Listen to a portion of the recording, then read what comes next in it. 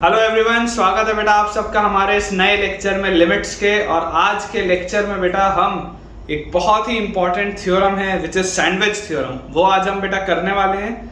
और अगर आज समय बचा तो हम ट्रिग्नोमेट्री पर बेस्ड लिमिट्स कैसी होती हैं वो भी आज हम देखेंगे। तो आज का लेक्चर बेटा बहुत ही एक एक्साइटिंग लेक्चर होने वाला है। मैंने पिछले लेक्चर में आपको इन्फिनिटी माइनस इन्फिनिटी या इन्फिनिटी बाय इन्फिनिटी का फॉर्मेट करना सिखाया था, जिसमें मैंने आपको ये बोला था कि हमें या तो x को 1/y से रिप्लेस कर देना चाहिए या हमें सबसे बड़े पावर को बाहर कॉमन ले लेना चाहिए और फिर उसको कैंसिल आउट करके सॉल्व करना चाहिए। ये मैंने आपको दो अप्रोचेस बताए थे। सो आज का लेक्चर बेटा हम स्टार्ट करते हैं कुछ सवालों के साथ और फिर न्यू आज बेटा हम टेक्निक सीखेंगे भी। सो हमारे पास बेटा जो आज का पहला सवाल दिया हुआ है, ठीक है, एक इजी सा क्वेश्चन है। इस तरीके के सवाल हमने लास्ट लेक्चर में भी किए हैं। बहुत आसान सा सवाल है, शुरुआत हमेशा इजी क्वेश्चन से करनी चाहिए। लिखा हुआ है इवैल्यूएट, आपको बेटा इवैल्यूएट करना है limit x approaches infinity x² plus x plus 1 divided bye 3x² plus 2x minus 5। ये हमारे पास बेटा क्वेश्चन दिया x² plus x plus 1 divided bye 3x² plus 2x minus 5। बहुत ही इजी सा क्वेश्चन। पहला अप्रोच आप सबको पता ही है, फर्स्ट अप्रोच x² कॉमन ले लो, लीडिंग जो टर्म है, क्योंकि आपको दिख रहा है कैंसिल आउट करते बनेगा। तो लिमिट x अप्रोचेस इंफिनिटी, ऊपर से x² निकाला, अंदर बचा 1 प्लस 1/x प्लस 1/x²। नीचे में से भी x² बाहर निकाला, अंदर बचा 3 प्लस 2/x माइनस 5/x²। इस x² से x² को मैंने कैंसिल आउट कर दिया क्योंकि अभी ये इंफिनिटी बाय इंफिनिटी का फॉर्म था। तो मुझे यहाँ पर दिखाई दे रहा है कि जैसे ही मैं बोलूंगा x अप्रोचेस इंफिनिटी, ये सब 0 की तरफ जाएंगे, x अप्रोचेस इंफिनिटी, ये सब 0 की तरफ जाएंगे और आंसर आ जाएगा मेरे पास 1/3। ठीक है, ये तो हो गया बेटा हमारा मेथड 1। मेथड 2 की अगर बेटा हम बात करें, मेथड 2 की, ठीक है ना, 1/3 तो आंसर आ गया। मेथड 2 की बात करें तो मेथड 2 ये बोलता था कि x को यार रिप्लेस कर दो 1/y से। तो अगर x इंफिनिटी की तरफ जा रहा होगा तो y 0 की तरफ जा रहा होगा। उस लॉजिक से अगर बेटा हम इसको समझने की कोशिश करें तो देखिए बेटा हमारे पास जैसे यहां पर रिप्लेस करेंगे तो आ जाएगा लिमिट y अप्रोचेस 0।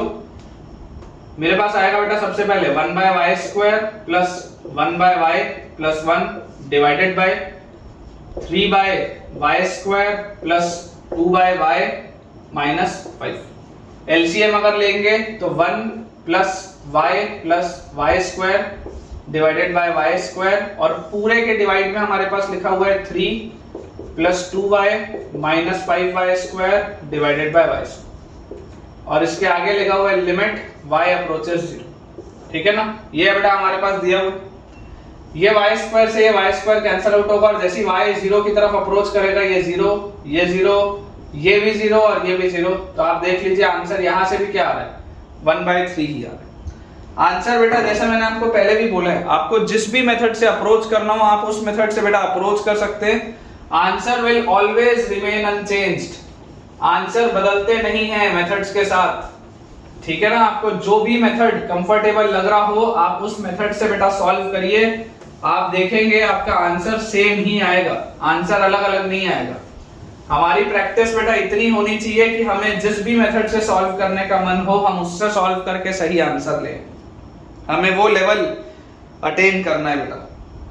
नेक्स्ट हमारे पास क्वेश्चन बेटा लिखा हुआ है, if limit x approaches infinity, if limit x approaches infinity x³ plus 1 divided by x² plus 1 minus ax plus b is equal to 2, then ठीक है, आपको इसकी वैल्यू बेटा बतानी है। First option is a equal to 1, b equal to 1। Second option is a equal to 1, b equal to 2। Third option हमें दिया हुआ है a equal to 1, b equal to minus 2 और फोर्थ ऑप्शन बेटा हमको दिया हुआ है नन, इनमें से कोई भी नहीं। Fourth option is given out to be none of this. अब देखिए अगेन बेटा अप्रोच क्या होगा, अप्रोच बहुत ही सिंपल सा है, अप्रोच बेटा बहुत ही सिंपल सा है कि यार मुझे अगर बोला जा रहा है कि x जैसे ही इंफिनिटी को अप्रोच करेगा तो ये वाले पूरे में तो देखो इसका पावर बड़ा है इसका पावर छोटा है, तो ये इंफिनिटी माइनस इंफिनिटी का फॉर्म है, ये फॉर्मेट किसका है, इंफिनिटी माइनस इंफिनिटी का है।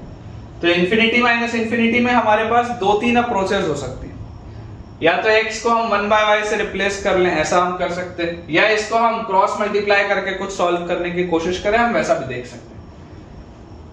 हम ऐसा करते हैं, सबसे पहले इसको थोड़ा सिंप्लीफाई करते हैं। देखिए क्या लिखा हुआ है, आपके पास लिखा है x³ + 1 माइनस ax + b और इसका मल्टीप्लिकेशन हो रहा है x² + 1 से, और नीचे आ रहा है मेरे पास x² + 1।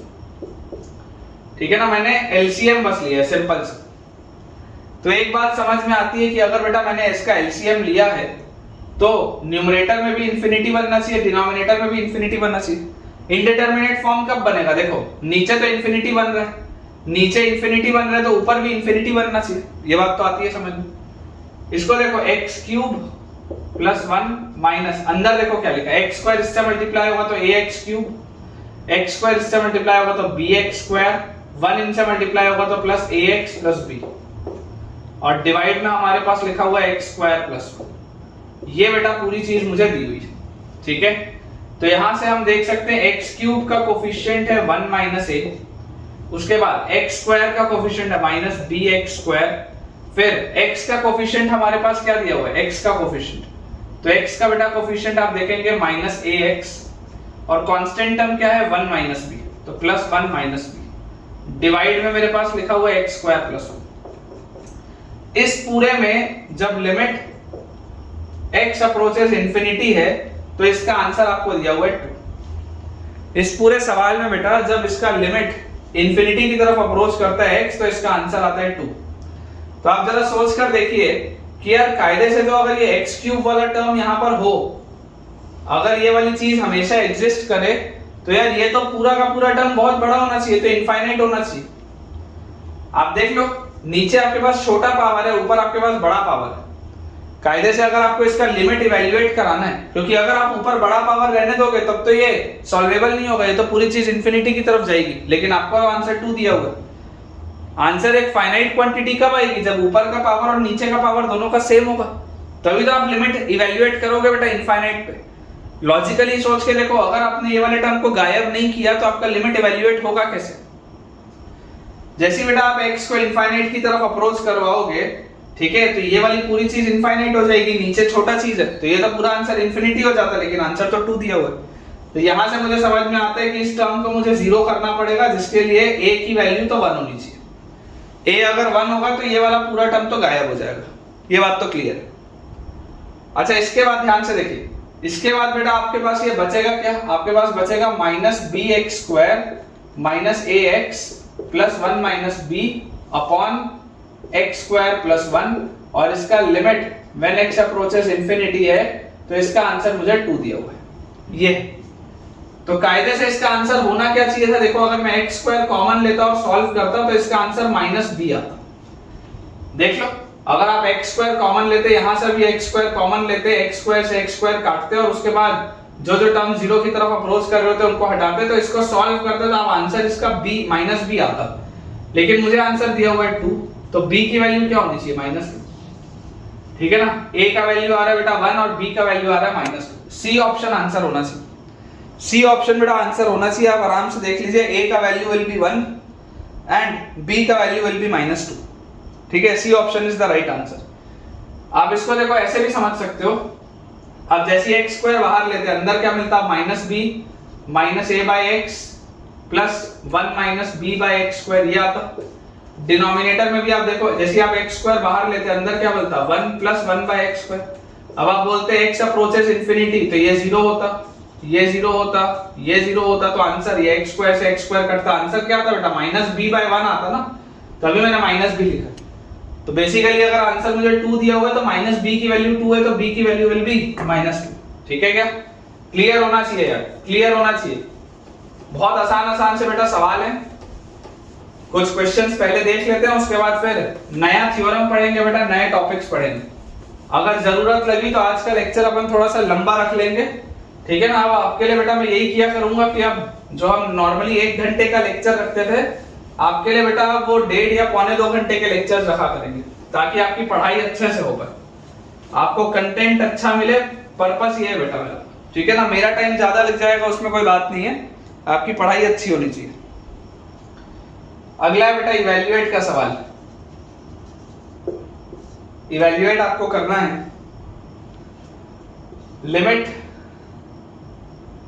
n approaches infinity. थोड़ा इसको ध्यान से समझेंगे बेटा। n+2 factorial plus n+1 factorial divided by n+2 factorial minus n+1 factorial. ये बेटा मेरे पास सवाल दिया हुआ है, मुझे इसका लिमिट इवैल्यूएट करना है। आपको फैक्टोरियल के कंसेप्ट से पता ही है, ये जो पहला वाला टर्म लिखा हुआ है this is basically n+2 multiplied by n+1 factorial minus उसके आगे सॉरी प्लस उसके आगे n+1 फैक्टोरियल है ही, डिवाइडेड बाय नीचे भी n+2 बाहर लिख के यहां पर n+1 फैक्टोरियल लिख सकते हैं और माइनस n+1 फैक्टोरियल। पूरे में से बेटा अगर मैं n+1 फैक्टोरियल बाहर निकालूं न्यूमरेटर में तो मेरे पास आएगा n+2+1। डिनोमिनेटर से भी बेटा अगर मैं n+1 फैक्टोरियल बाहर निकाल लूं तो अंदर मेरे पास आ जाएगा n+2 - 1, ये आना चाहिए। और आपको बेटा बोला जा रहा है लिमिट n अप्रोचेस इंफिनिटी। देख लो n+1 फैक्टोरियल से n+1 फैक्टोरियल तो कटेगा, तो बेसिकली लिखा हुआ है n+3/n+1, ये लिखा हुआ। और इसमें बोल रहा है लिमिट n अप्रोचेस इंफिनिटी, मतलब कि ये इंफिनिटी बाय इंफिनिटी का फॉर्म है। तो पर्पस क्या होगा? पर्पस होगा टेक n कॉमन, अंदर लिखो 1+3/n divided by again n common, अंदर लिखो 1+1/n। Limit n approaches infinity, n से n से गया, ये 0 की तरफ, ये 0 की तरफ, answer will come out to be 1। ठीक है क्या? बोलो एक बार अपन बेटा अपना आंसर चेक भी कर देते हैं। ठीक है, बिल्कुल सही है बेटा, अपन ने जो सॉल्व किया है वो बिल्कुल ही करेक्ट अपन ने बेटा सॉल्व किया। अगला और अपन बेटा देखते हैं एक सवाल। आई होप आपको समझ में आ रहा होगा बेटा, ये कोई बहुत बड़ी बात नहीं है। फैक्टोरियल वेक्टोरियल के सवाल बनाना कोई बहुत बड़ी बात नहीं है, थोड़ा सा बस प्रोफाइल बदला है सवाल का, कंसेप्ट वही है। ठीक है ना, कंसेप्ट वही है बेटा। इंफिनिटी की तरफ अगर अप्रोच करेगा तो ये 2 ही 3 कंसेप्ट होते हैं, या तो हाईएस्ट पावर बाहर खींचो और सॉल्व कर लो, या तो y की तरफ मूव करो। ठीक है, यही 2-3 तरीके होते हैं। अगला बेटा हमारे पास लिखा हुआ है इवैल्यूएट का सवाल। Limit n approaches infinity n minus under root of n square plus n। Limit n approaches infinity n minus under root of n square plus n। देखकर आपको दिख ही रहा होगा इंफिनिटी की तरफ अप्रोच करेगा तो ये इंफिनिटी माइनस इंफिनिटी का फॉर्मेट है। तो कुछ भी कॉमन लेने से तो इसमें कोई फायदा नहीं है ना, कुछ भी कॉमन लेने का तो बेटा इसमें कोई भी फायदा नहीं है। तो इसमें अप्रोच क्या होगा? अप्रोच क्या होगा? अप्रोच होगा कि या तो 1/y वाली चीज से रिप्लेस करो, या इसको देखकर तो ऐसा भी लग रहा है कि रूट है तो एक बार रैशनलाइज करके देखते हैं, हो सकता है कुछ निकला है रैशनलाइज करने से।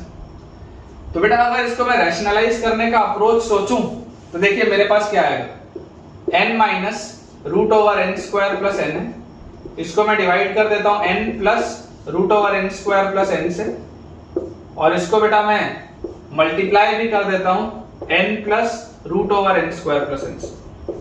मल्टीप्लाई भी कर दिया, डिवाइड भी कर दिया, सेम चीज से। लास्ट में लिमिट लगा लेंगे। ठीक है, a minus b, a plus b क्या होता है? a square minus b square अगर करूंगा तो n स्क्वायर प्लस n आएगा upon n plus root over n square plus n। तो ये n स्क्वायर और n स्क्वायर तो गया, मतलब कि ये लिखा हुआ है मेरे पास minus n upon n plus root over n square plus n। Limit वही है बेटा, n approaches infinity, n approaches infinity. तो इसका मतलब क्या है? जो पहले इंफिनिटी माइनस इंफिनिटी का फॉर्मेट था, अभी वो इंफिनिटी बाय इंफिनिटी का फॉर्मेट यही है। मैं आपको क्या बोलता हूं, मैक्सिमम पावर बाहर खींचो, देखो लिमिट n अप्रोचेस इंफिनिटी, बाहर ऊपर माइनस n रहने दो, नीचे ये वाला n अगर मैं बाहर निकाल लूं, n मैंने बाहर निकाला, ध्यान से देखना मैं क्या लिख रहा हूं, 1 प्लस इनमें से भी अगर n बाहर निकला होता, n स्क्वायर बाहर निकला होता तो ये आ जाता root over 1 plus 1 by n। सोच के देखो आराम से बेटा सोच के देखो, देखो ये n अगर अंदर जाता, ये n अगर अंदर जाता तो n इंटू 1 n आता, फिर ये n यहां पर आता, और ये n जब रूट के अंदर जाता तो n स्क्वायर बन के जाता, तो n स्क्वायर प्लस n आ जाता। बिल्कुल सही है बेटा, अपन ने लिखा है, बिल्कुल करेक्ट अपन ने लिखा है इसको। तो जैसी बेटा ये चीज आई, अब ये n से ये n तो गया, जब आपका n इनफाइनाइट की तरफ अप्रोच कर रहा है तो ये 0 की तरफ अप्रोच करेगा, तो final answer will be -1 by 1 plus 1 2, -1 by 2 है बेटा इसका आंसर। सोच लीजिए आराम से, ठीक है ना, आराम से बेटा सोच लीजिए, हम भी इसका आंसर चेक कर लेते हैं। बिल्कुल करेक्ट है, अपन ने जो बेटा सॉल्व किया वो बिल्कुल ही सही सॉल्व किया, ठीक है ना। आंसर्स क्या होता है, टैली करना भी जरूरी होता है, क्योंकि हमसे भी गलतियां हो सकती है। कोई ऐसा तो है नहीं कि बेटा अपन ने सोच के रखा हुआ है कि नहीं हमसे तो गलती नहीं होगी, अपने से भी गलतियां हो सकती हैं, तो जरूरी होता है कि हम एक बार आंसर टैली कर लें। तो ये तो बेटा अपन ने प्रोफाइल समझ ली इनफाइनाइट वाली। अब हम एक इंपॉर्टेंट थ्योरम की तरफ आगे बढ़ते हैं, एक बहुत हम बेटा इंपॉर्टेंट थ्योरम की तरफ आगे बढ़ते हैं जिसका यूज बहुत ज्यादा आता है लिमिट्स के हमारे चैप्टर में। That theorem is sandwich theorem, है ना। इससे भूख नहीं लगनी चाहिए लेकिन मुझे लग रही है, ठीक है। सैंडविच थ्योरम, सैंडविच थ्योरम है, इसी को आप स्क्वीज प्ले थ्योरम भी बोलते हैं, है ना। ये सब नाम लिखे हुए हैं भाई बुक में, ये सब याद तो हमको भी नहीं रहता, लेकिन नाम लिखे हुए तो मैं आपको लिखा देता हूं। अपने को तो कंसेप्ट पता होना चाहिए, कंसेप्ट पता होना चाहिए यार, थ्योरेटिकली थोड़ा ना लिखना है डेफिनेशन की क्या होता है। इसको स्क्वीज प्ले थ्योरम भी बोलते हैं, सैंडविच थ्योरम भी बोलते हैं, ठीक है। कंसेप्ट मैं आपको कंसेप्ट बताता हूं। कंसेप्ट बच्चों इसका ये है कि मान लो आपके पास एक फंक्शन है fx,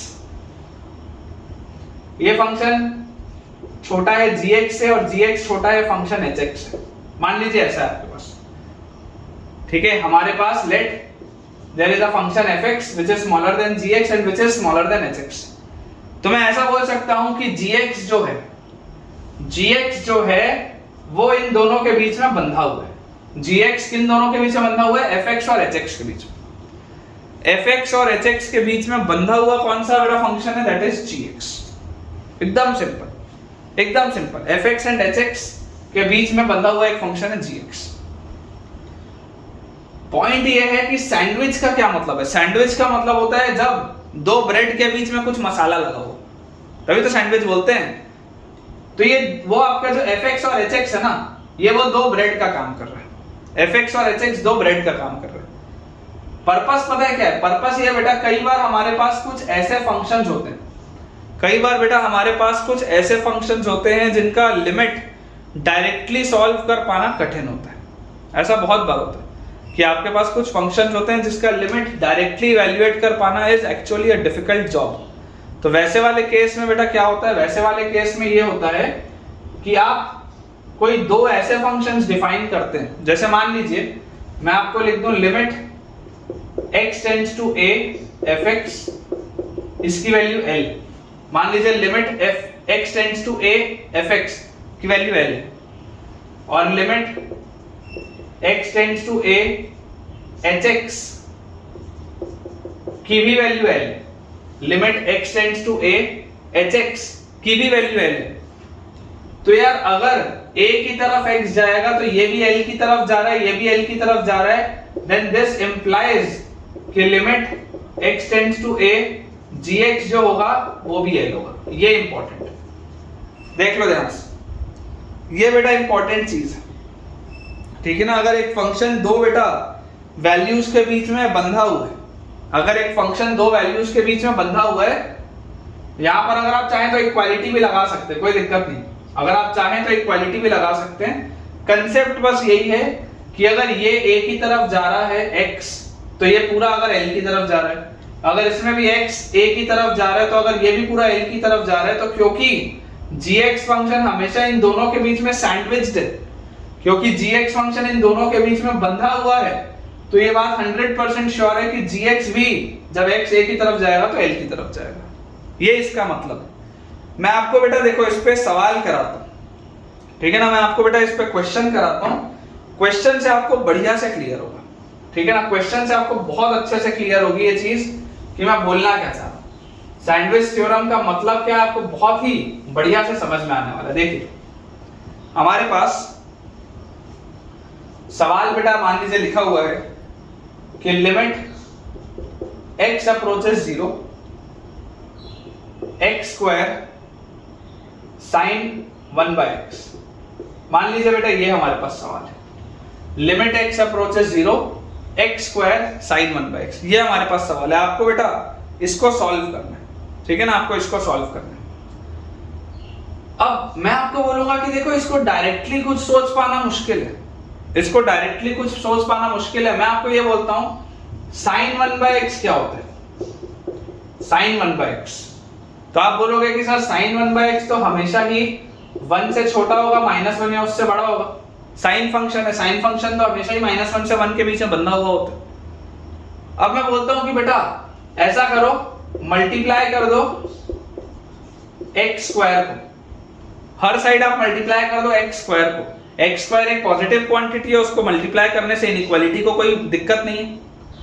तो आपके पास आ जाएगा -x square is less than equal to x square sine 1/x is less than equal to x square. ये आएगा मेरे पास, देख लो ये चीज आ जाएगी।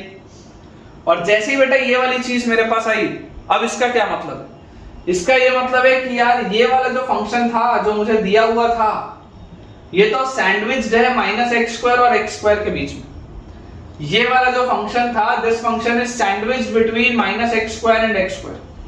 मतलब मेरे पास इसका ग्राफ भी बना हुआ है, अगर आप बोलो तो मैं आपको इसका बेटा ग्राफ भी देखो बना के दिखा देता हूं कि इसका ग्राफ किस तरीके का है ना। ऑल्दो मैं आपसे एक्सपेक्ट नहीं करता हूं कि आपको इसका ग्राफ आए, लेकिन आपको फील देने के लिए बेटा मैं आपको बस बता देता हूं। देखो ये x स्क्वायर का ग्राफ है, ये बेटा आपके पास -x स्क्वायर का ग्राफ है, और क्योंकि ये साइन फंक्शन है तो इसका ग्राफ देखो, ये मैं बोल्ड बना रहा हूं बेटा, ऐसा ये अंदर ऐसा इस तरीके का बेटा, ये इस तरीके का इसका ग्राफ है। आप देख सकते हैं ये बहुत ही मतलब ये फ्लैट लाइन जैसी होगी यहाँ पर बीच में, ये इस तरीके का इसका ग्राफ है बेटा। ये जो बीच वाला है ना, ये वाला, ये इन दोनों के बीच में देखो सैंडविच्ड है। ये -x स्क्वायर का ग्राफ है, ये ऊपर वाला x स्क्वायर का ग्राफ है, और ये जो बीच वाला मैंने ये बेटा वेवी लाइंस बनाई, this is the graph of x square sine 1/x। ठीक है, अगर आप चाहें तो आप इसको बेटा प्लॉट करके देख भी सकते हैं डेस्मॉस में, कोई दिक्कत नहीं है। इसका आपके एग्जाम से कोई लेना देना नहीं है, इसका पॉइंट सिर्फ ये है कि मैं आपको सैंडविच थ्योरम की बेटा थोड़ी सी क्लैरिटी दे पाऊं, ठीक है ना। इसका पॉइंट सिर्फ इतना सा है कि मैं आपको बेटा सैंडविच थ्योरम की थोड़ी सी क्लैरिटी दे पाऊं कि सैंडविच थ्योरम बोलना क्या चाहते हैं। तो हमें यहाँ पर अब दिखाई क्या दे रहा है, हमें बेटा यहाँ पर देखो दिखाई दे रहा है कि यार अगर ये फंक्शन इन दोनों के बीच में बंधा हुआ है हमेशा, तो लिमिट जब मैं लूंगा x approaches 0 x square sine 1/x, limit x approaches 0 x square sine 1/x पे अगर मैं लिमिट इसमें लूंगा, तो यार इसका आंसर तो वही होना चाहिए जो limit x approaches 0 -x square का होना चाहिए, या limit x approaches 0 x square का होना चाहिए। क्योंकि ये दोनों का तो लिमिट देखो सेम आ रहा है, जब आप 0 की तरफ जाओगे तो ये पूरी चीज 0 की तरफ जाएगी, ये पूरी चीज 0 की तरफ जाएगी। तो जब आप 0 की तरफ जा रहे हैं, अगर ये भी 0 की तरफ जा रहा है, ये भी 0 की तरफ जा रहा है, तो यार ये भी तो 0 की तरफ जाएगा। सोच के देखो, इसका आंसर क्या होना चाहिए, 0 होना चाहिए। अगर ये 0 की तरफ जा रहा है, वो 0 की तरफ जा रहा है, तो ओवरऑल भी तो 0 की ही तरफ जाएगा। ये बात क्लियर होनी चाहिए बेटा, ठीक है ना। ये वाला पॉइंट आपको अच्छे से बेटा क्लियर होना चाहिए, इसमें आपको कोई भी डाउट, कोई भी शक नहीं होना चाहिए, ठीक है।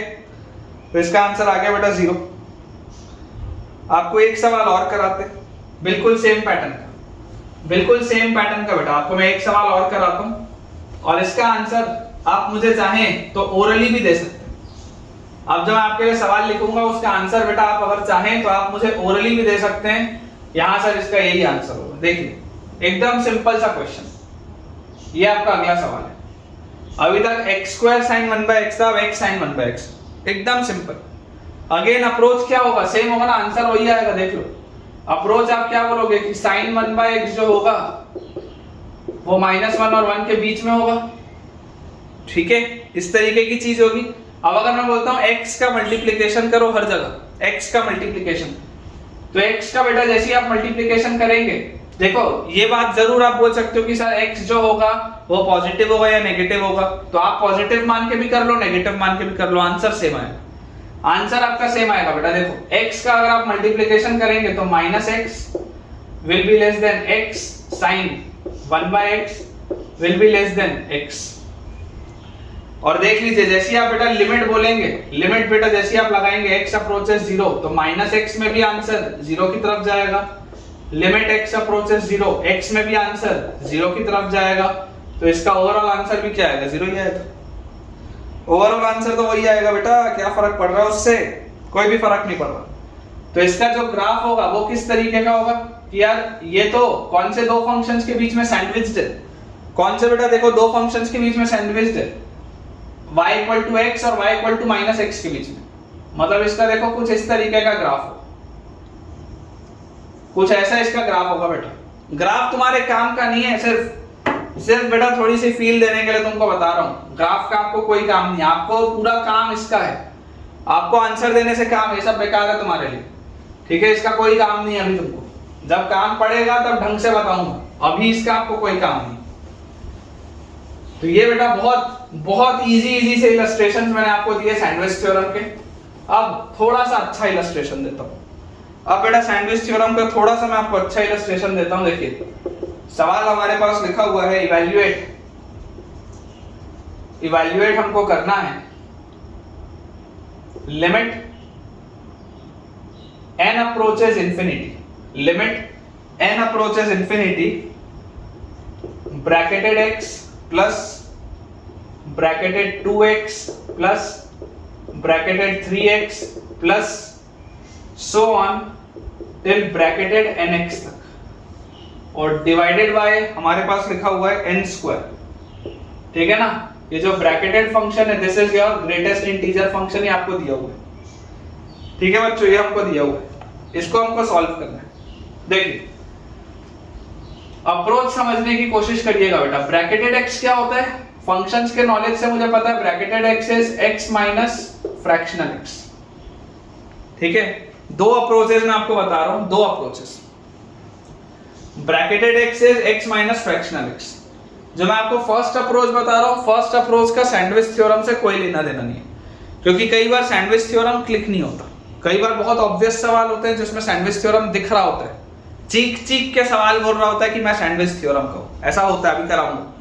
लेकिन कई बार प्रोफाइल ऐसी होती है, इतनी मिक्स्ड होती है कि देखकर क्लिक नहीं होता कि यार ये सैंडविच का है या किसी और का है, तो देखकर नहीं लगता कि सैंडविच का है। लेकिन आपको दो अप्रोचेस बताता हूं, मेथड 1 बताता हूं जिसका सैंडविच से कोई लेना देना नहीं। समझने की कोशिश करो, ब्रैकेटेड x को आप लिख सकते हो x minus fractional part of x, bracketed x can be written as x minus fractional part of x। तो पहला वाला हो गया x माइनस फ्रैक्शनल x, फिर हो गया 2x माइनस फ्रैक्शनल 2x, फिर हो गया 3x माइनस फ्रैक्शनल 3x, और इस तरीके से सीरीज आगे बढ़ी और आखिरी आ गया nx माइनस फ्रैक्शनल nx।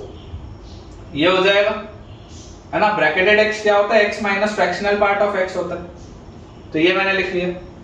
और डिवाइड में क्या है बेटा, डिवाइड में तो वही n स्क्वायर चल रहा है, लिमिट आखिरी में लगाएंगे। देखो समझने की कोशिश करो, क्या लिखा है, x 2x 3x से लेकर nx तक, x 2x 3x से लेकर nx तक, ये एक चीज लिखी है। माइनस क्या लिखा है, fractional x plus fractional 2x plus fractional 3x से लेकर फ्रैक्शनल nx तक, ये हमारे पास लिखा हुआ है। और डिवाइड में क्या लिखा है, डिवाइड में लिखा हुआ है n स्क्वायर, डिवाइड में हमारे पास लिखा हुआ है n स्क्वायर, और पूरे में लिमिट आखिरी में हम लगाएंगे। देखो ये जो पहले वाली चीज है, पहले वाली चीज क्या है, x 2x 3x 4x, सब में से अगर मैं x कॉमन निकाल लूंगा तो 1 2 3 4 5 6 ऐसा करके n तक।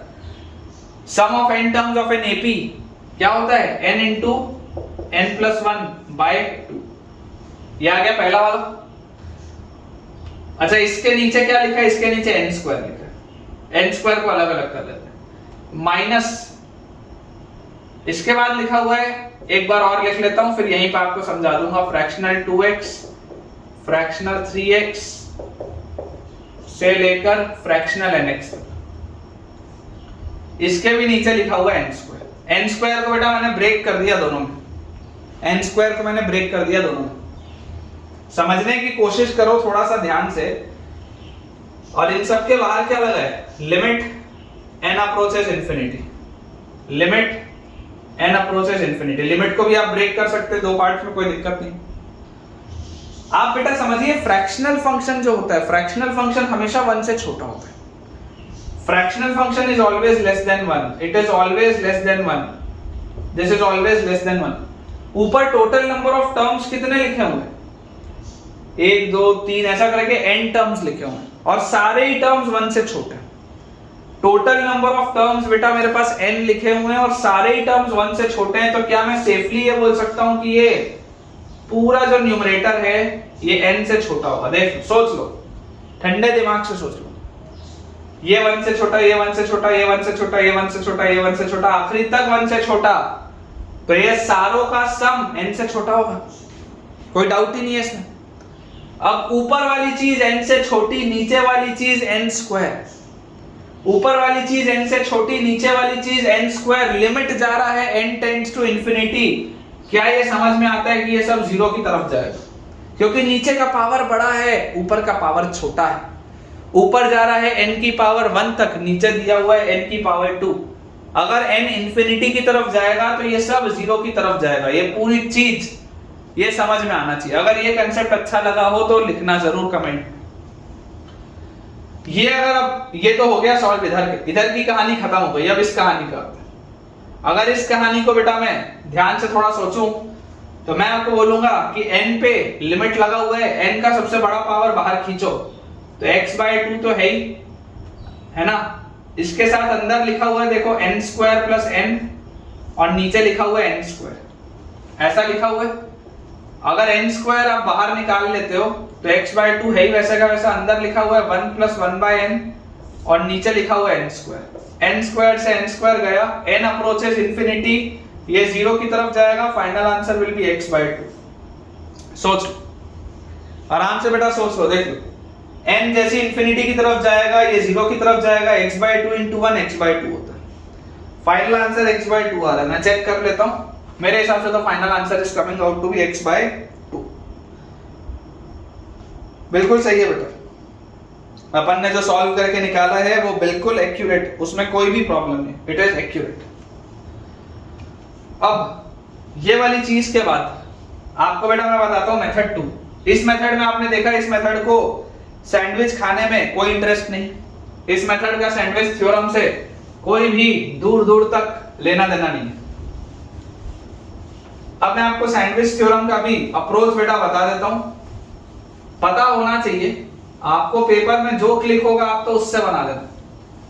पेपर में मत सोचने बैठना कि किससे बनाऊं, किससे टाइम बचेगा, इस बात को हमेशा याद रखो। पेपर में जो मेथड क्लिक हो चालू हो जाना चाहिए, क्योंकि जितनी देर में तुम शॉर्टकट सोचोगे उसके पहले तो तुम बड़े मेथड से सॉल्व कर लोगे। तो पेपर में कभी भी अटकना नहीं चाहिए, क्लिक हुआ सॉल्व करना चालू। सेकंड मेथड बेटा, जो ब्रैकेटेड फंक्शन होता है, ब्रैकेटेड फंक्शन, ब्रैकेटेड x जो होता है, ब्रैकेटेड x हमेशा ही x या उससे छोटा होता है। ये बात तो हमको पता है कि ब्रैकेटेड x तो हमेशा ही यार x से छोटा होता है, और ब्रैकेटेड x हमेशा ही x - 1 से तो 100% बड़ा होता है। इक्वालिटी नहीं आ सकती यहाँ पे बाबा, इक्वालिटी नहीं आ सकती। Bracketed x is always greater than x - 1 but it is always less than or equal to x। ठीक है, ये बात में तो कोई डाउट नहीं। अब अगर मैंने ये चीज लिख ली तो पहला है ब्रैकेटेड x, उसको मैं लिखूंगा x, ये इसको ऐसे लिख लेते, देखो इसको ऐसा लिख लेते। ये वाला जो पूरा फंक्शन है ना, ये वाला पूरा फंक्शन, इस पूरे फंक्शन को तुम मान लो gx। fx क्या होगा, देखो fx क्या होगा, fx होगा ब्रैकेटेड x हमेशा x - 1 से बड़ा होता है तो x - 1, फिर 2x माइनस 1, फिर 3x माइनस 1 से लेकर nx माइनस 1 तक अपॉन n स्क्वायर। ये जो gx है, ये जो gx है ओरिजिनल सवाल, ये हमेशा इससे तो बड़ा होगा ना, क्योंकि ब्रैकेटेड x इससे बड़ा है, ब्रैकेटेड 2x इससे बड़ा है, ब्रैकेटेड 3x इससे बड़ा है, ब्रैकेटेड nx इससे बड़ा है। तो ये जो ओरिजिनल सवाल है बेटा, ओरिजिनल सवाल हमेशा इस फंक्शन से तो बड़ा होगा। मेरा ओरिजिनल सवाल देखो, इसमें बेटा इसमें आपको डाउट नहीं होना चाहिए, इसमें आपको डाउट नहीं होना चाहिए बेटा, सोच लो ध्यान से। देखो x को आप कुछ भी नंबर मानो, let us assume x is 3.7 3.7 का ब्रैकेटेड 3 और 3.7 माइनस 1 मतलब 2.7, तो 2.7 है और ये 3 है, ठीक है। तो किसी भी आपके डेसिमल वाले के लिए तो ये सही है। अब आप मान लो क्या, इंटीजर मान लो, 3 अगर मानोगे तो 3 है, उससे छोटा है, लेकिन 3 2 से बड़ा है। तो ये इनइक्वालिटी जो बेटा मैंने लिखी है बिल्कुल सही है, ये याद होना चाहिए आपको। ये वाले फंक्शन में भी आपको किसी सवाल में पढ़ाई, तो मैंने fx फंक्शन ये लिखा और मैं 100% दावे के साथ ये बोल सकता हूं कि यार ये वाला जो फंक्शन मैंने लिख दिया, यार ये वाले फंक्शन से तो मेरा gx हमेशा ही बड़ा है, इट इज ऑलवेज ग्रेटर, क्योंकि ये सारे फंक्शन इंडिविजुअली छोटे हैं उनसे, ठीक है ना। तो ये वाला फंक्शन छोटा है, ये वाला फंक्शन बड़ा है। ये क्या लिखा हुआ है fx, बेसिकली fx क्या लिखा हुआ है देखो, 1 1 1 1 1, तो ये तो n टाइम्स माइनस हो रहा है, और x 2x 3x ऐसा करके nx तक, तो x into n plus 1 by 2 ये लिखा हुआ है, और माइनस n और by n स्क्वायर ये लिखा हुआ है मेरे पास, ये लिखा हुआ है। सिमिलरली fx के बाद gx मिल गया hx। hx फंक्शन को मैं क्या मानने बोल रहा हूं, देखो ब्रैकेटेड x किससे छोटा होता था, x से। मैं एक नया अगर फंक्शन लिखूं x 2x 3x nx upon n square, ये एक मैंने नया फंक्शन लिखा। ये वाला फंक्शन हमेशा इससे छोटा होगा, क्योंकि ब्रैकेटेड x से छोटा है, ब्रैकेटेड 2x से छोटा है, ब्रैकेटेड 3x से छोटा है, ब्रैकेटेड nx से छोटा है। तो ये फंक्शन हमेशा इससे छोटा है, इससे बड़ा है। सिंपलीफाई करो, ये लिखा हुआ है x into n plus 1 by 2। तुम्हें बोला जा रहा है when n approaches infinity fx बोलो क्या होगा, when n approaches infinity fx बोलो क्या होगा। तो n अगर इंफिनिटी की तरफ बेटा जा रहा है तो मैं आपको बोलता हूं कि यार इसको आप दो हिस्सों में ब्रेक करो, इधर भी n स्क्वायर दो, इधर भी n स्क्वायर दो। ये पूरी चीज तो जीरो की तरफ निकल जाएगी, नीचे पावर बड़ा है ऊपर पावर छोटा, ये जीरो की तरफ जाएगा n अगर इनफाइनाइट होगा तो। और इसमें से भी बेटा आप देख लो, n स्क्वायर का टर्म बाहर निकालोगे, पिछले वाले सवाल में मैंने सॉल्व किया है x/2 आएगा आंसर, बार-बार नहीं करूंगा सॉल्व, पिछले वाले में किया है x/2 आएगा इसका आंसर। इसका मतलब क्या है बेटा, इसका मतलब ये है कि यार ये वाला तो फंक्शन x/2 की तरफ जा रहा है। अब अगर मेरा hx वाला फंक्शन भी x/2 की तरफ चला गया तो ये इस बेचारे की मजबूरी हो जाएगी कि ये तो सैंडविच्ड हो गया। सोच के देख लो, ये फंक्शन इससे बड़ा, ये फंक्शन इससे छोटा, अगर इसका लिमिट x/2 की तरफ जा रहा है, ये भी अगर x/2 की तरफ चला गया तो 100% बेटा मेरा ये बात तो फाइनल हो जाएगा कि भाई ये जो है ये तो सैंडविच्ड हो गया। यहां पर देखो क्या लिखा है, ये ऊपर वाली पूरी चीज है अपॉन n स्क्वायर भी है, ठीक है ना। ये ऊपर वाली पूरी चीज लिख दिया x into n plus 1 by 2 और नीचे n स्क्वायर भी। सॉल्व करके देखो, limit n approaches infinity hx is equal to n square का टर्म निकाला, इधर से n स्क्वायर का टर्म निकाला, दिख रहा है x/2 आएगा आंसर, दिख रहा है बेटा, क्लियरली दिख रहा है x/2 आएगा आंसर। इसका मतलब ये एक ऐसा सैंडविच्ड फंक्शन है, ये एक ऐसा सैंडविच्ड फंक्शन है जो हमेशा इससे बड़ा है, हमेशा इससे छोटा है, और ये भी x/2 की तरफ जा रहा है जब n इंफिनिटी होता है, ये भी x/2 की तरफ जा रहा है जब n इंफिनिटी होता है। तो ये भी वाला जो फंक्शन है this will go towards x/2 when n approaches infinity.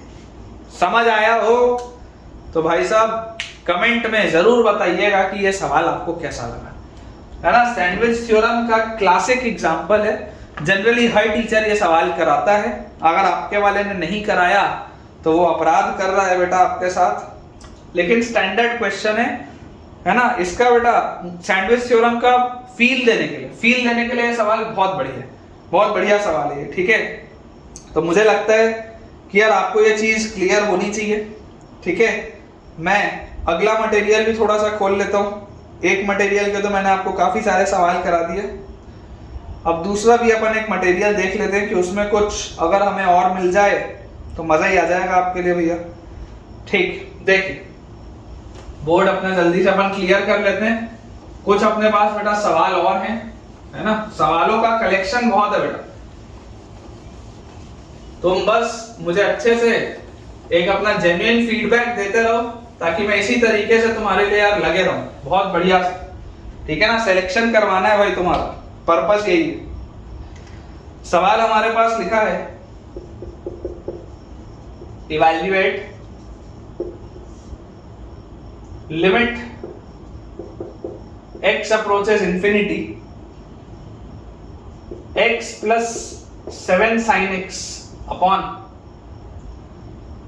minus 2x plus 13, x plus 7 sin x minus 2x plus 13, ये हमारे पास बेटा सवाल दिया, ठीक है।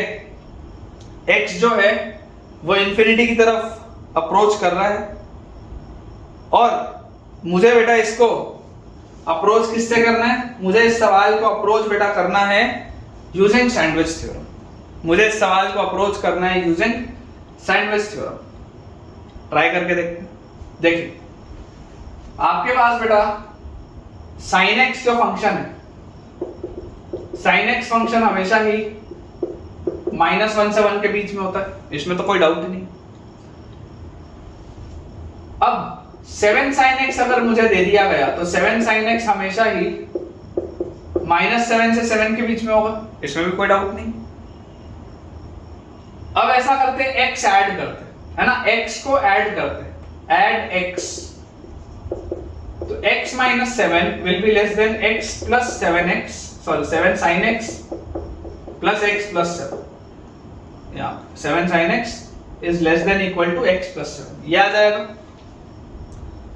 और अब बेटा अब मैं आपको बोल रहा हूं कि देखो x जो है वो एक बहुत ही बड़ा पॉजिटिव नंबर है, x जो है वो बहुत ही एक बड़ा पॉजिटिव नंबर है। हम ऐसा करते हैं, इस पूरी चीज को बेटा हम डिवाइड करते हैं बेटा हम किससे, -2x plus 13 से। आपको इनइक्वालिटी के साइंस को लेके बहुत ज्यादा प्रॉब्लम बेटा नहीं लेनी चाहिए, है ना। इनइक्वालिटीज के साइन को लेके आप बहुत ज्यादा कंफ्यूज मत हो।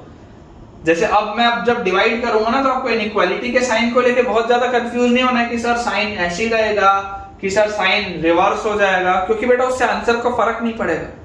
अगर तो ये सवाल सैंडविच थ्योरम से निकल रहा होगा तो इसका भी जो लिमिट आएगा और इसका भी जो लिमिट आएगा वो सेम ही आएगा, और अगर वो सेम ही आएगा तो तुम साइन ऐसे लगाओ कि रिवर्स करके लगाओ, फर्क नहीं पड़ेगा। मैं इसलिए तुमको बोल रहा हूं टेंशन मत लो, जब भी हम मल्टीप्लाई और डिवाइड करेंगे किसी चीज से सैंडविच थ्योरम में, आपके आंसर को फर्क नहीं पड़ेगा। क्यों नहीं फर्क पड़ेगा, क्योंकि यार ये भी उधर ही जाएगा और ये भी उधर ही जाएगा। तो तुम इनइक्वालिटी ऐसे लगाओ या पलटा के लगाओ, अगर दोनों सेम चीज की तरफ जा रहा होगा तो तुम आंसर वैसे भी सेम ही बोलोगे, तो बहुत ज्यादा टेंशन लेने की उसमें बात नहीं। तो -2x plus 13 से मान लो अगर मैंने इसको डिवाइड किया तो मेरे पास लिखा है x minus 7 upon -2x plus 13 is less than x plus 7 sin x upon -2x plus 13 and is less than equal to x plus 7 upon -2x plus 13। ये मेरे पास आ रहा है। अब मुझे बेटा क्लियरली दिख रहा है कि ये एक फंक्शन है that has been sandwiched between these two functions। तो अगर तो बेटा ये दोनों सेम जगह जा रहे होंगे, जब x इंफिनिटी की तरफ जा रहा होगा तो ये क्योंकि बेचारा सैंडविच हुआ है तो इसको भी उसी तरफ जाना पड़ेगा जहां इसके आगे पीछे वाले लोग जा रहे होंगे। सिंपल सा बात है। तो लिमिट x अप्रोचेस इंफिनिटी, इसको निकालो, x minus 7 upon -2x plus 13, सबसे बड़े पावर को बाहर खींचो, अंदर आएगा 1 minus 7 by x, नीचे से भी सबसे बड़े पावर को बाहर खींचो, अंदर आएगा -2 plus 13 by x। x जा रहा है बेटा इंफिनिटी की तरफ, ax से x कटा, ax इंफिनिटी की तरफ जाएगा तो ये 0 की तरफ जाएगा, answer comes out to be minus half, answer comes out to be minus half. इस पर भी निकाल लो लिमिट, इस पर limit x approaches infinity x plus 7 upon minus 2x plus 13,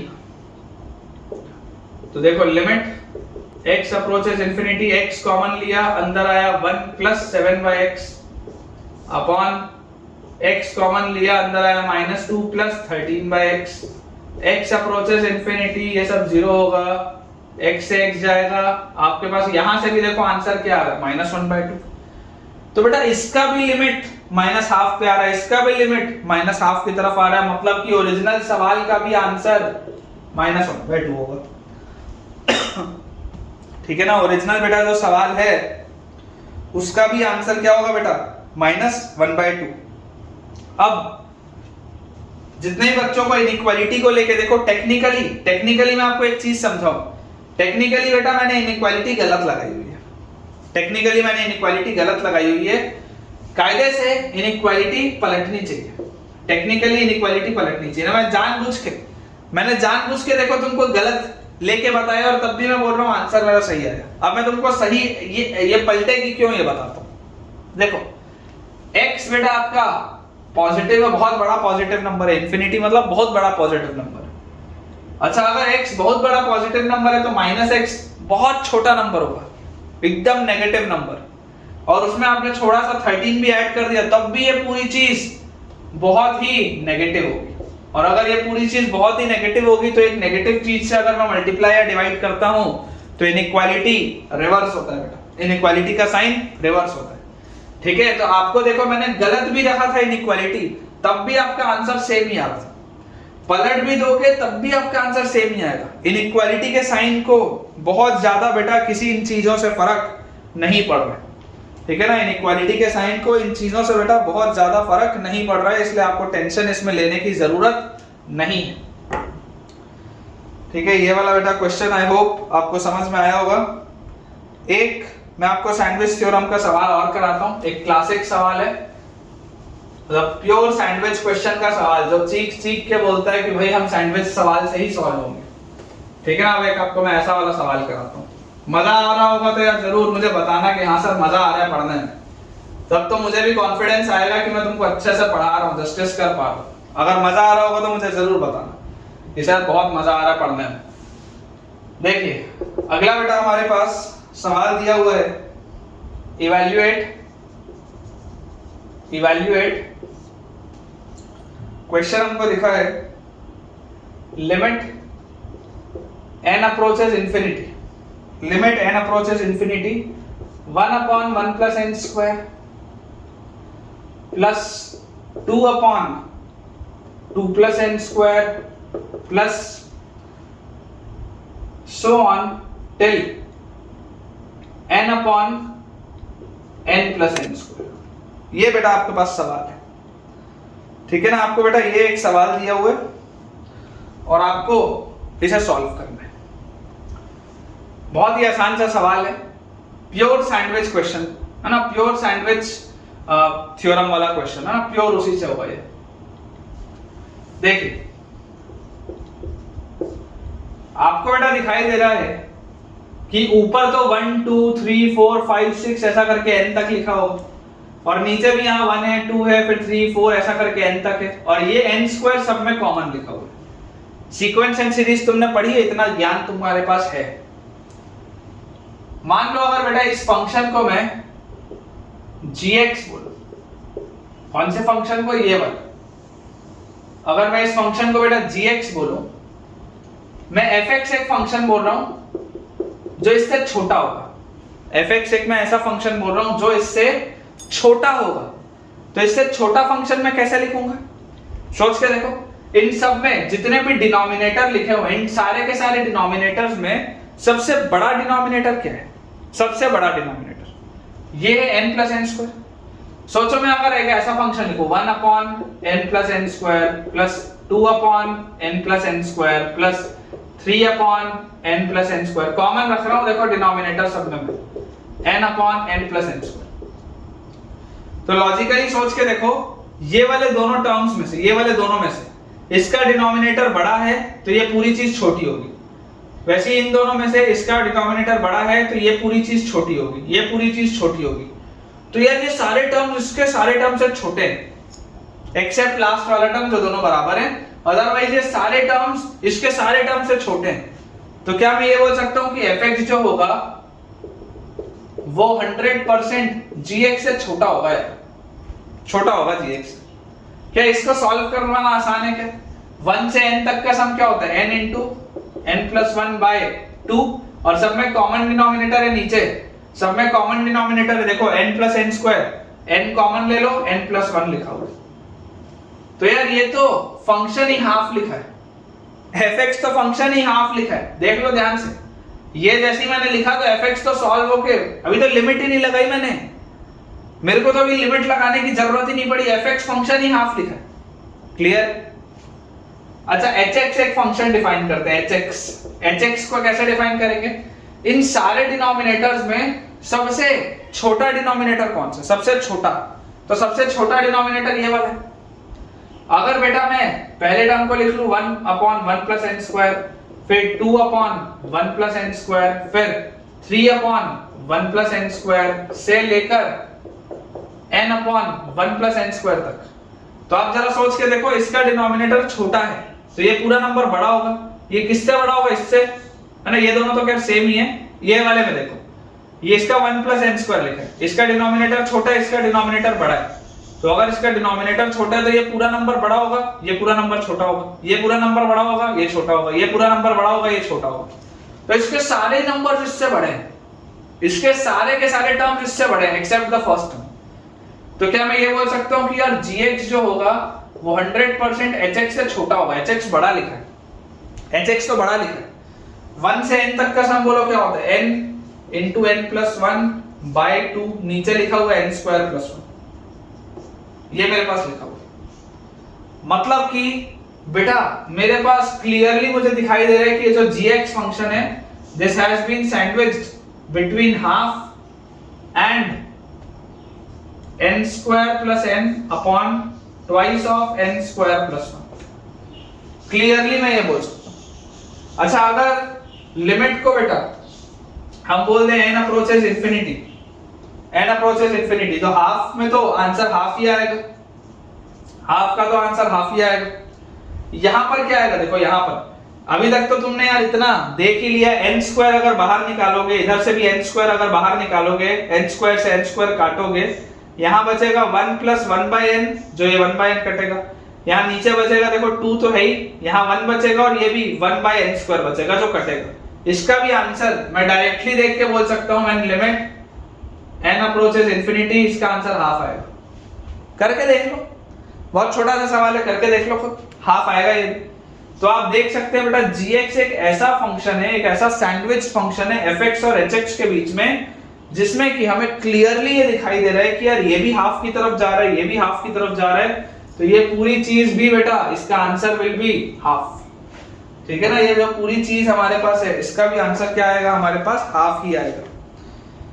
तो इसके साथ बेटा एक बार अपन अपना आंसर भी चेक कर लेते हैं। तो हमारे हिसाब से तो हमने बिल्कुल बेटा सही सॉल्व किए, है ना, हमारे हिसाब से बेटा अपन ने इसको बिल्कुल सही सॉल्व किया है, हाफ ही इसका आंसर दिया भी हुआ है। दो बहुत ही छोटे छोटे से ऐसे ओरल जैसे क्वेश्चन है, उसको बेटा मैं आपके लिए प्रैक्टिस शीट में डाल दूंगा। तो मेरे हिसाब से उतने सवाल आपके लिए सैंडविच थ्योरम के लिए सफिशिएंट है समझने के लिए, है ना। दो बेटा बहुत छोटे छोटे से सवाल हैं, वो मैं प्रैक्टिस शीट में आपके लिए शेयर कर दूंगा, आप बनाकर देख लीजिएगा। बहुत बेसिक बेसिक से सवाल है और उससे आपको अच्छे से समझ में आ भी जाएगा। तो मुझे बेटा ऐसा लग रहा है कि नया टॉपिक ट्रिग्नोमेट्रिक लिमिट्स वाला अभी नहीं स्टार्ट अपन करते, ऑलमोस्ट 1 घंटा होने को होगा लेक्चर को। तो आज का बेटा अपन लेक्चर इतना ही रखते हैं। मुझे उम्मीद है कि आपको ये सैंडविच थ्योरम बहुत ही बढ़िया से समझ में आया होगा, चीजें अच्छे से क्लियर हुई होंगी। अगर वीडियो पसंद आया है तो लाइक करिए, कमेंट में मुझे आप बेटा जरूर इस बात को बताइएगा कि आपको आज के लेक्चर में कौन सा पॉइंट सबसे ज्यादा मजेदार लगा, कौन सा पॉइंट सबसे ज्यादा अच्छा लगा। और इस वीडियो के लिंक को अपने दोस्तों के साथ शेयर भी करिए ताकि उनकी भी पढ़ाई बहुत अच्छे से हो पाए। जितने भी हमारे नए स्टूडेंट्स हैं जो इस चैनल को फर्स्ट टाइम देख रहे हैं आज, आप बेटा देख सकते हैं कि हमारे टेलीग्राम चैनल का लिंक डिस्क्रिप्शन में लिखा हुआ है, जिसे आप ज्वाइन कर सकते हैं। उससे फायदा आपको ये होगा कि आपको सारे अपडेट्स समय से मिल जाएंगे कि मैंने कब कौन सा लेक्चर अपडेट किया है, अपलोड किया है। और उसके साथ साथ आपको जो भी प्रैक्टिस शीट्स बेटा मैं शेयर करता हूँ, होमवर्क की शीट्स, वो भी आपको उसमें मिल जाएंगी। और उसमें एक एडेड एडवांटेज बेटा ये है कि वहां से आप मुझे टेलीग्राम में पर्सनली अपने जो डाउट्स है बेटा वो भी पूछ सकते हैं। तो इसी तरीके से बहुत बेटा मेहनत आप करते रहिए, एंड आई होप कि आप बहुत ही जल्दी सेलेक्ट भी हो जाएं। Thank you.